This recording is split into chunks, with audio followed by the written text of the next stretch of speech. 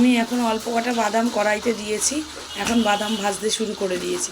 আমার ছেলে বলেছে চাউমিন খাবে, তা ছেলের জন্য তো বানিয়ে দিতেই হবে, বলো বন্ধুরা, তাই না? দেখো কড়াইতে ফুলকপি ছেড়ে দিলাম। কে বাপি?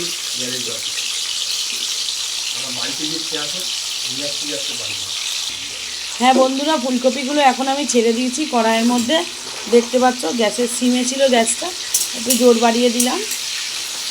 দেখো বাদাম ভেজে রেখেছি, এই যে চাউমিন ধুয়ে রেখেছি, আর একটু চাউমিন নিলাম, বাবা খাবে বলছে, বাবার জন্য একটু চাউমিন নিলাম। দেখো আলু কেটে রেখেছি, লঙ্কা কেটে রেখেছি।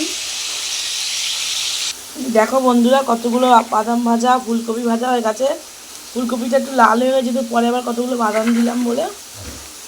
দেখো আলু বসিয়ে দিচ্ছি, একটু অল্প একটু হলুদ দিয়েছি বন্ধুরা, যেহেতু সসটা টমেটো সসটা ফুরিয়ে গেছে তো ওই জন্য একটু হলুদ দিয়েছি। এটাই দেখাও।